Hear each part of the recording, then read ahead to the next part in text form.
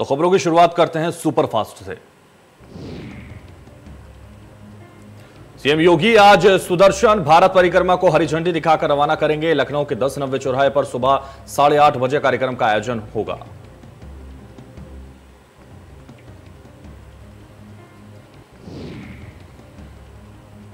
वहीं आज सीएम चंदौली के दौरे पर रहेंगे, जहां सीएम पूर्वांचल के सबसे बड़े मेडिकल कॉलेज का शिलान्यास करेंगे और उसके बाद सीएम वाराणसी भी जाएंगे। यहां दिव्यांग क्रिकेट के समापन समारोह में खिलाड़ियों को सम्मानित करते हुए नजर आएंगे।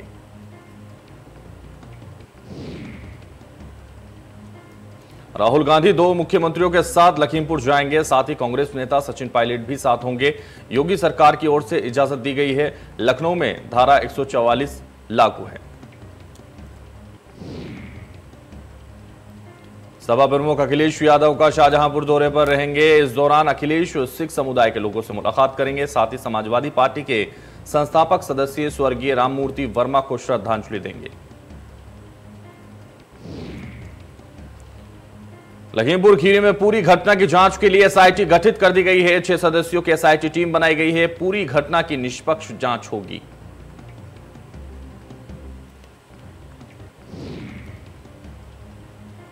प्रधानमंत्री नरेंद्र मोदी ने लखनऊ में आजादी का अमृत महोत्सव कार्यक्रम के तहत आयोजित 3 दिवसीय न्यू अर्बन इंडिया कॉन्क्लेव का शुभारंभ किया।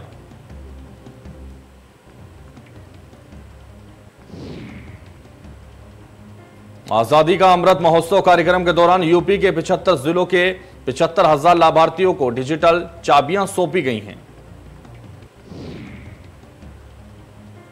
पीएम मोदी ने कहा कि इस दिवाली पर प्रधानमंत्री आवास योजना के तहत घर पाने वाले 9 लाख परिवार अपने घरों में 2-2 दिए जलाएं। पीएम ने अपील की कि सभी लोग रोशनी की स्पर्धा में शामिल हों।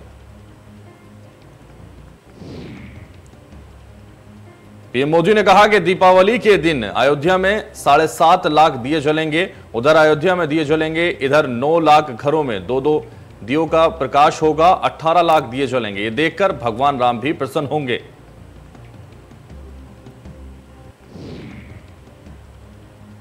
पीएम मोदी ने कहा कि विरोधी सिर्फ विरोध में ही अपनी ऊर्जा खपाते हैं। हमने घर बनाकर 3 करोड़ गरीबों को लखपति बना दिया।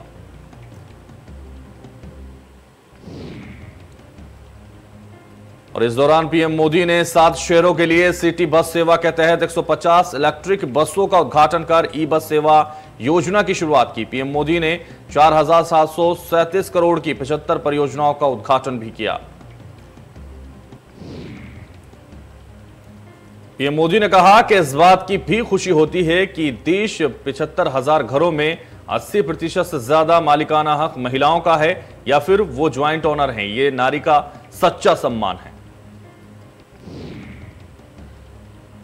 पीएम मोदी ने कहा कि प्रधानमंत्री आवास योजना की जमकर उन्होंने तारीफ की। उन्होंने कहा कि 2014 के बाद से बीजेपी सरकार ने 1 करोड़ 13 लाख से ज्यादा घरों के निर्माण की मंजूरी दी है।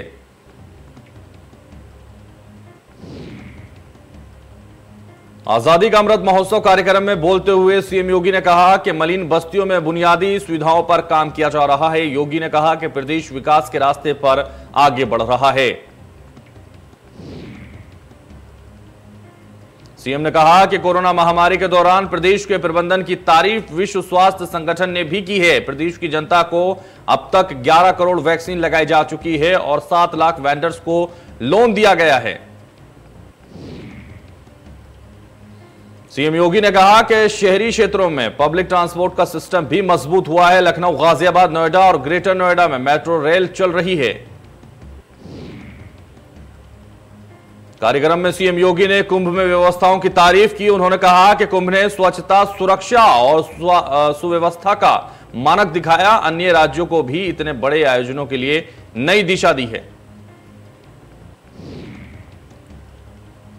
सपा अध्यक्ष अखिलेश यादव 12 अक्टूबर से उत्तर प्रदेश में अपने चुनावी अभियान की शुरुआत करने जा रहे हैं। एक बार फिर अखिलेश यादव रथ पर सवार होकर यात्रा पर निकलेंगे। इसको लेकर सपा के ऑफिशियल ट्विटर हैंडल से पोस्टर जारी किया गया है। सपा के ऑफिशियल ट्विटर हैंडल से एक पोस्टर जारी किया गया। पोस्टर में समाजवादी विजय यात्रा लिखा हुआ है। साथ ही यात्रा की तारीख 12 अक्टूबर लिखी हुई है। 12 अक्टूबर से मथुरा वृंदावन से प्रगतिशील समाजवादी पार्टी के अध्यक्ष शिवपाल यादव भी अपनी यात्रा को शुरू कर रहे हैं। इसे नाम दिया गया है सामाजिक परिवर्तन रथ यात्रा।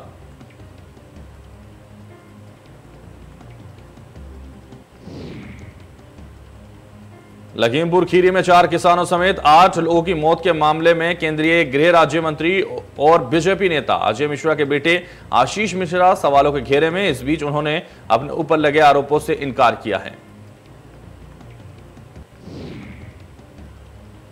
आशीष मिश्रा ने कहा कि यूपी की कानून व्यवस्था पर भरोसा है, दोषियों के खिलाफ कार्रवाई हो, जांच में दूध का दूध और पानी का पानी हो जाएगा।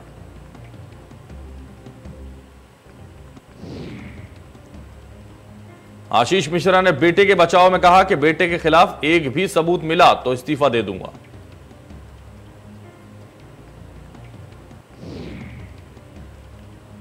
सपा मुखिया अखिलेश यादव ने लखीमपुर खीरी की घटना पर सरकार को घेरा। उन्होंने कहा कि अन्नदाताओं पर गाड़ी चढ़ाई गई है। अखिलेश यादव ने कहा कि केंद्रीय गृह राज्य मंत्री इस्तीफा दें।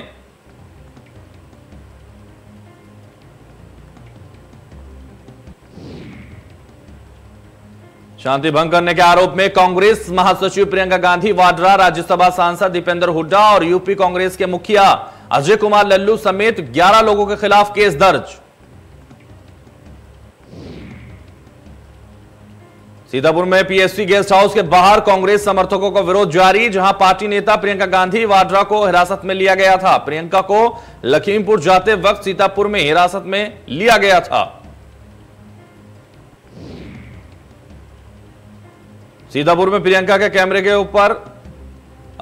ऊपर ड्रोन दिखाया गया। दरअसल प्रियंका गांधी 30 घंटे से ज्यादा समय से हिरासत में हैं, जिसको लेकर पुलिस ने पीएससी बटालियन की सुरक्षा बढ़ाई दी।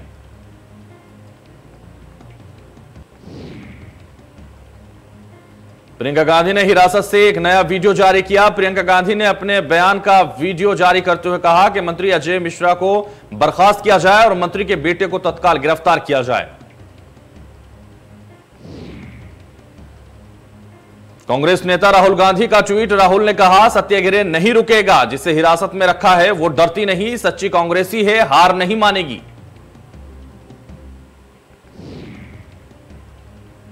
लखीमपुर खीरी जा रहे छत्तीसगढ़ के सीएम भूपेश बघेल को लखनऊ एयरपोर्ट पर रोक दिया गया। ऐसे में वे धरने पर बैठ गए और उन्होंने कहा कि उन्हें बिना किसी आदेश के रोका जा रहा है। भूपेश बघेल को लखनऊ एयरपोर्ट से रायपुर बैरंग लौटना पड़ा। प्रशासन ने बघेल को लखनऊ एयरपोर्ट से बाहर नहीं जाने दिया।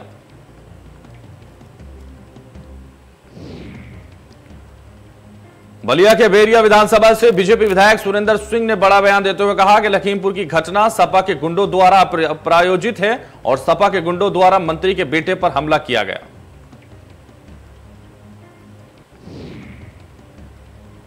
सुरेंद्र सिंह ने प्रियंका गांधी के झाड़ू लगाने वाले वीडियो पर कहा कि ये पॉलिटिकल ड्रामा करने वाले लोग हैं, कोई झाड़ू लगाता है, कोई लाठी पकड़ता है। अयोध्या में रामलीला का आगाज हुआ है। रामलीला में सीता के किरदार में भाग्यश्री और राम की भूमिका में राहुल दिखाएंगे। रामलीला का मंचन 15 अक्टूबर तक होगा।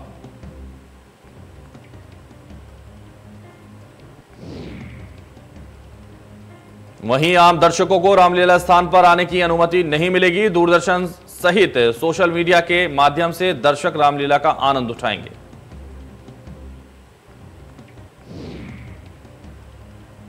गाजियाबाद में हिंडन एयरपोर्ट की फॉल्स सीलिंग का हिस्सा भरभरा कर गिर गया, जिसके बाद एयरपोर्ट की सिक्योरिटी के बीच अफरा तफरी मच गई। इससे जुड़ा हुआ एक वीडियो भी वायरल हुआ है।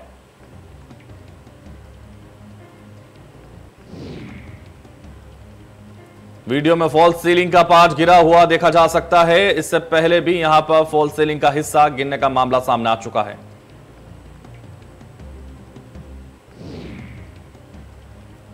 एटा में खड़े ट्रक में पीछे मजदूरों से भरी कैंटर घुस गई। इस हादसे में 2 की मौत हो गई और 35 लोग घायल हो गए।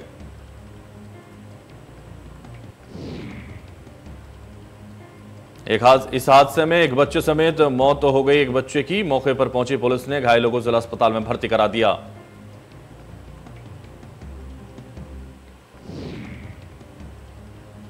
लखनऊ गोंडा हाईवे पर बस हादसा हुआ। हादसे में रोडवेज बस अनियंत्रित होकर खाई में गिरी। हादसे में बस में सवार यात्री बाल बाल बचे।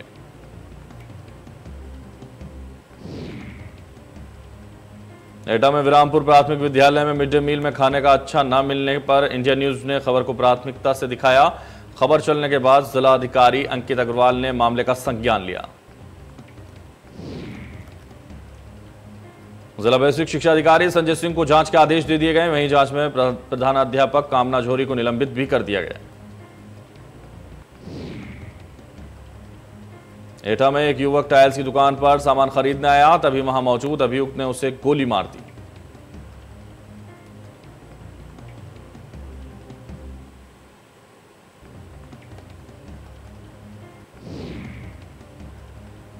अमरोहा में डेंगू का कहर लगातार जारी। जिले में डेंगू के 12 नए मरीज सामने, तो वहीं बुखार से पीड़ित 12 मरीजों में डेंगू की पुष्टि, जिन्हें इलाज के लिए जिला अस्पताल, निजी अस्पतालों में भर्ती कराया गया।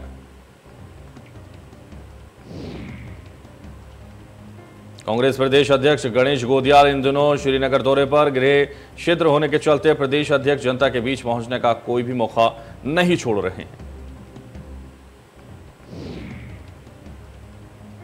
कार्यक्रम में स्थानीय लोगों को कांग्रेस अध्यक्ष ने राज्य के मशहूर आलू वितरित किए। कांग्रेस प्रदेश अध्यक्ष ने कहा, कांग्रेस पार्टी जैविक उत्पादों को बढ़ावा देने के लिए इस तरह के कार्यक्रमों का आयोजन करती रहती है। उन्होंने कहा कि पहाड़ी क्षेत्रों में जैविक उत्पाद स्वरोजगार एक बेहतर जरिया बन सकता है।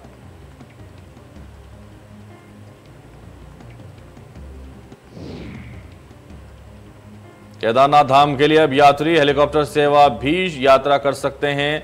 धाम के लिए 6 हेली कंपनियां अपनी सेवाएं दे रही हैं।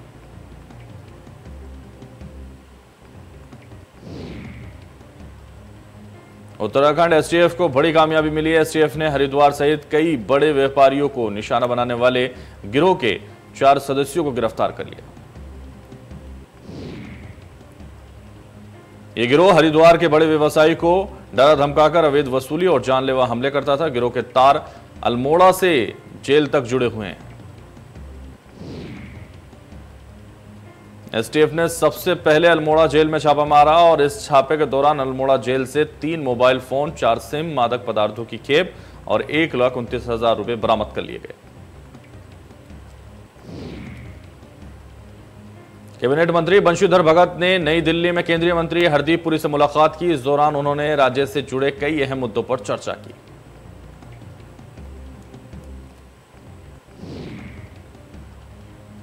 और इस दौरान मंत्री हरदीप पुरी ने कैबिनेट मंत्री बंशीधर भगत को हरसंभव मदद का आश्वासन देते हुए राज्य सरकार की ओर से दिए गए प्रस्ताव पर गंभीरतापूर्वक विचार करने का भरोसा दिया। देश में पिछले 24 घंटे में कोरोना वायरस के 16,752 नए मामले सामने आए। 29,300 रिकवरी हुई और 254 लोगों की कोरोना से मौत हुई। महाराष्ट्र में पिछले 24 घंटे में कोरोना के 3,165 नए केस सामने आए। एक दिन में 27 मरीजों की मौत। महाराष्ट्र में अब भी 33,000 से ज्यादा केस एक्टिव। दिल्ली में 24 घंटे में कोरोना के 34 नए मामले। एक दिन में 22 मरीज रिकवर। दिल्ली में अब भी 398 केस एक्टिव। और प्रदेश में कम हो रहा है कोरोना। पिछले 24 घंटे में कोरोना के 9 नए केस आए सामने। एक दिन में 15 मरीज हुए रिकवर। प्रदेश में एक्टिव केस अभी भी 280। क्रूज मामले में अब 11वीं गिरफ्तारी की गई है। गिरफ्तार शख्स ओडिशा का नागरिक बताया जा रहा है। एनसीबी ने क्रूज पार्टी के 4 आयोजकों को भी हिरासत में ले लिया है। ड्रग्स केस में क्रिप्टो करेंसी के जरिए पेमेंट की बात सामने आ रही है। केस में जांच आगे बढ़ाते हुए एनसीबी अभिनेता शाहरुख खान के बेटे आर्यन खान को अलग अलग जगहों पर ले जा सकती है। मुंबई से गोवा जा रहे क्रूज में मिले ड्रग्स के मामले में शाहरुख खान के बेटे आर्यन खान की मुश्किलें बढ़ती नजर आ रही हैं। आर्यन खान की 7 अक्टूबर तक रिमांड बढ़ी। मामले में गिरफ्तार किए जाने के बाद आर्यन को अदालत में पेश किया गया था, जहां से उसे 7 अक्टूबर तक एनसीबी के कस्टडी में भेज दिया गया था। आर्यन खान के अलावा उनके दोस्त अरबाज मर्चेंट और आरोपी मुनमुन धमेचा को एनसीबी अधिकारियों ने ड्रग्स के एक मामले में उनकी कथित संलिप्तता के लिए गिरफ्तार किया था।